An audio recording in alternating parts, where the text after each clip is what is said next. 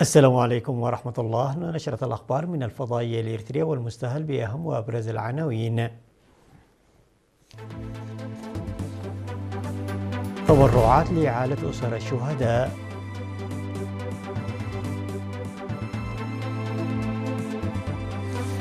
ازدياد متلقي التعليم ذوي الإعاقة الذهنية في كرن. نفير تنموي لطلاب المرحلة الثانوية في عدخالة.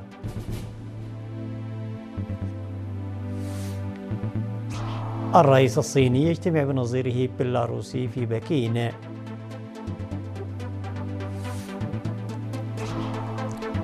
عراقجي يبحث في بغداد ملفات الأمن والملاحة ومخرجات اتفاق واشنطن وطهران. روسيا تتوعد بالرد بعد توجه فنلندا رفع حظر استضافة الأسلحة النووية. إلى التفاصيل. أعلنت وزارة العمل والرعاية الاجتماعية أن المواطنين في الداخل والخارج قدموا تبرعات مالية لتنمية صندوق أمانة الشهداء وإعالة أسر الشهداء.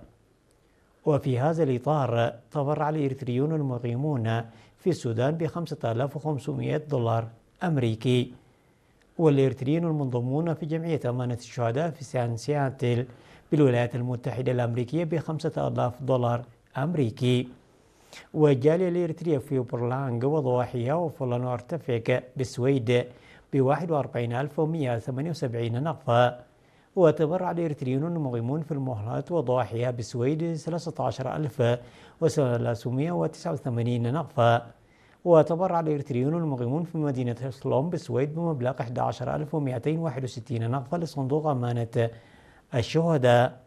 في غضون ذلك تبرع الإريتريون المعروفون باسم إيريس وشين بجنوب غرب ستوكهولم ب212,865 نقفة. والجالية الإريترية في أوكلاند بالنرويج ب$10,000 أمريكي.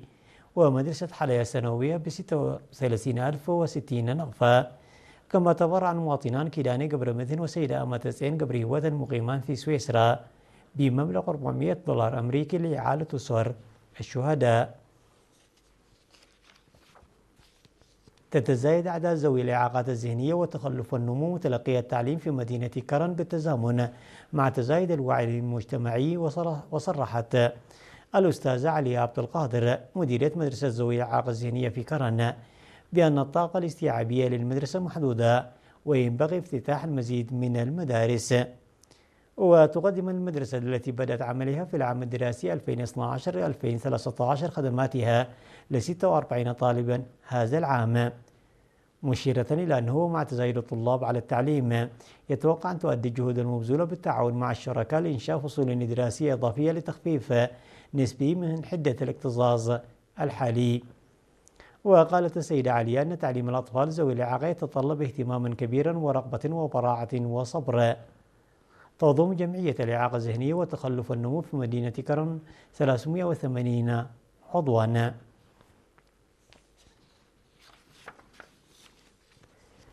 قام طلاب المدارس الثانوية في عدخالة بنفير حماية التربة وحفظ المياه بإشراف خبراء الزراعة. وأوضح المهنيون الزراعيون المشرفون على العمل بأن هذا البرنامج يعد استمرارا لبرامج بناء المدرجات وتمهيد الأراضي في المزارع بمشاركة جميع السكان بهدف الحفاظ على كل قطرة ماء والاستفادة منها. وأوضح خبير الحفاظ على المياه والتربة سيد ولدنكيل في السهان الحفاظ على المياه والتربة مهم لرفع الإنتاج الزراعي وتنمية المياه الجوفية. وأشار إلى ضرورة اتخاذ مبادرات مماثلة في جميع المناطق لتحقيق نتائج أفضل. وذكر مدير مدرسة عدخالة الثانوية الأستاذ تسفايتس فميكيل أن المبادرة اتخذت لدعم المزارعين.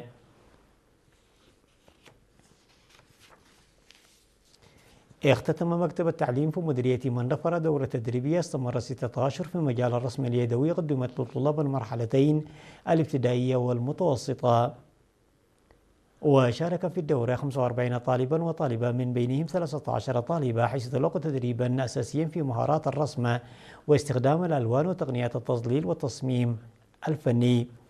وخلال حفل الختام الذي أقيم في 26 من يونيو أوضح القائمون على التدريب أن البرنامج ركز على تنمية المهارات الفنية الأساسية لدى المشاركين وتعزيز قدراتهم الإبداعية في مجال الفنون التشكيلية. من جانبه أشار مسؤول الثقافة والرياضة والصحة في المديرية الأستاذ تخست تخلي إلى أن الدورة تأتي ضمن البرامج الهادفة لتطوير مواهب الطلاب في مجالات الفن والإبداع والابتكار، داعيا إلى مواصلة دعم الأنشطة التي تساهم في تنمية قدراتهم.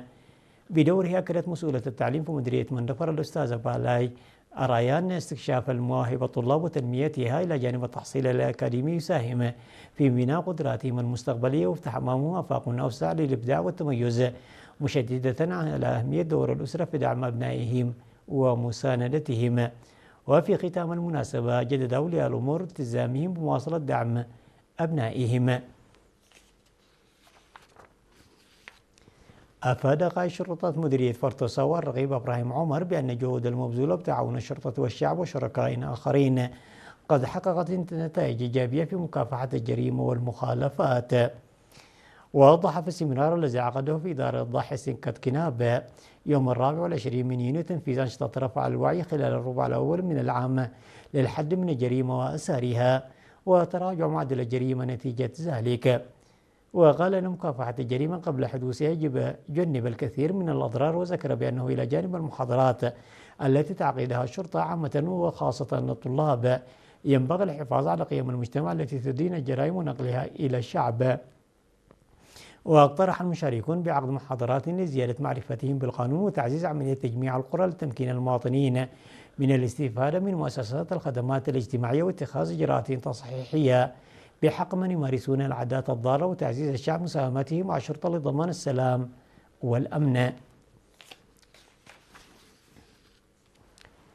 استشهدت المناضلة الرائدة ألماس هايلي العضوة في إدارة الهجرة والجنسية في 2 من يونيو بمدينة لندن في المملكة المتحدة إثر مرض ألم بها عن عمر ناهز 70 عاما.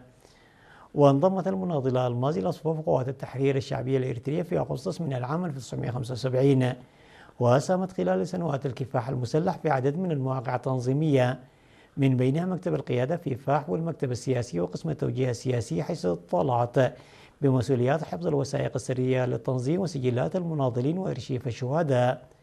وبعد الاستقلال واصلت خدمة الوطن من خلال عملها في وزارة الإعلام ثم في إدارة الهجرة والجنسية، حيث عرفت بسماتها الكبيرة في مجال التوثيق والأرشفة وتميزت بالإخلاص والانضباط طوال سنوات عملها.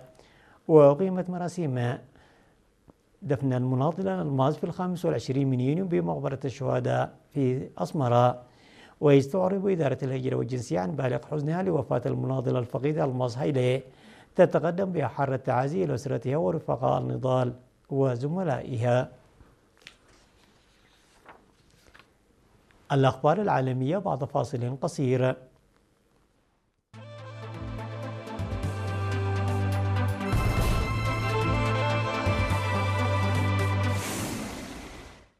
التقى الرئيس الصيني شي جي بينغ في بكين بنظيره بيلاروسي ألكسندر لوكاشينكو الحليف البارد لروسيا حسب وسائل إعلام رسمية. واستقبل الشيعي الرئيس البيلاروسي في دار الديواتي وفق ما أفادت به قناة CCTV الرسمية من دون مزيد من التفاصيل. ونشرت الحكومة وفقا لوكالة الصحافة الفرنسية محضر الاجتماع الذي جاء فيه بأن العلاقات الصينية البيلاروسية صمدت في وجه التحديات الدولية وهي في أفضل مراحلها في تاريخها. وقال شي للوكاشينكو أنه ينبغي للبلدين حشد موارد في كل الميادين لتعزيز المشروع الصيني الواسع للبنى التحتية المعروف باسم طريق الحرير الجديد وتوطيد التعاون البرامجماتي وفق ما جاء في المحضر. تأتي زيارة لوكاشينكو للصين بعد لقائه الرئيس الروسي فلاديمير بوتين الأسبوع الماضي. أجرى وزير الخارجية الإيراني عباس عراقجي سلسلة من اللقاءات الرسمية في العاصمة بغداد شملت كبار المسؤولين العراقيين، وذلك في إطار زيارة تركز على بحث التطورات الأمنية في المنطقة والعلاقات الثنائية.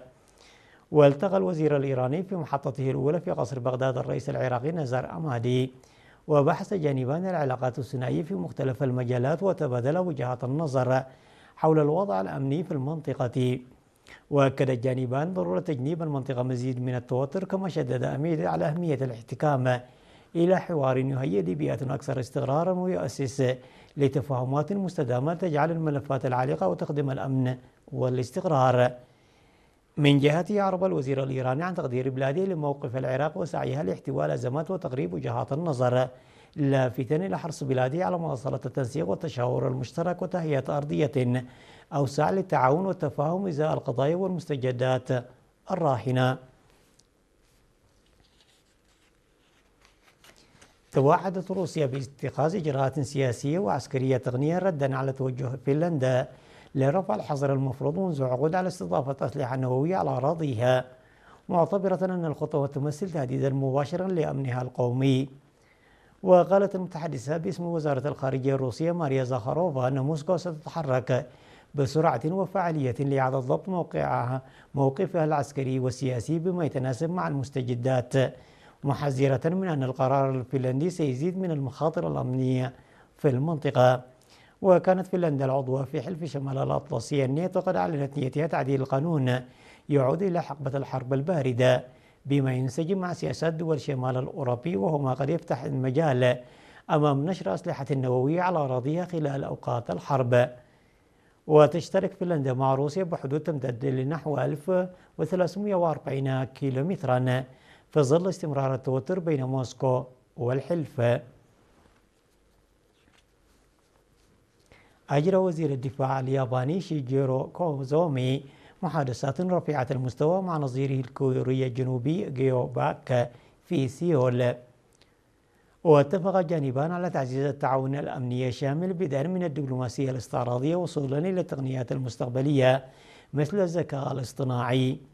وبحسب البيان الصحفي المشترك الذي صدر عقب المحادثات، أعرب الوزيران عن تقديرهم للتقدم المحرز الذي أحرزته العلاقات الدفاعية الثنائية في الآونة الأخيرة، واتفقا بشكل خاص على تعزيز التبادل بين فريقي الاستعراض الجوي العسكري المرموقين. ومن المقررات الهامة الأخرى التي اتخذت خلال الاجتماع، اتفق البلدان على استئناف وتطوير تدريبات البحث والإنقاذ البحري بعد توقف دام 9 سنوات. وفي الوقت نفسه سيفتح قطاع الدفاع في البلدين قنوات الحوار الرسمية لتعزيز التعاون في مجالات العلوم والتكنولوجيا المتقدمة ولا سيما تطبيق الذكاء الاصطناعي في المجال العسكري. عناوين النشرة مرة أخرى: تبرعات لإعالة أسر الشهداء،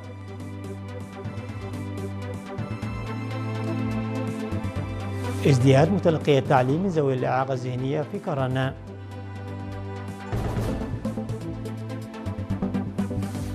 نفير تنموي لطلاب المرحلة الثانوية في عد خلا،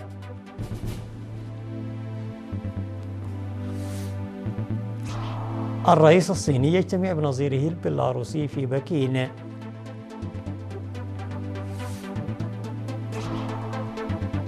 عراقي يبحث في بغداد ملفات الأمن والملاحة ومخرجات اتفاق واشنطن وطهران، روسيا تتوعد بالرد بعد توجه فنلندا لرفع حظر استضافة الأسلحة النووية. وصلنا إلى ختام النشرة وإلى اللقاء.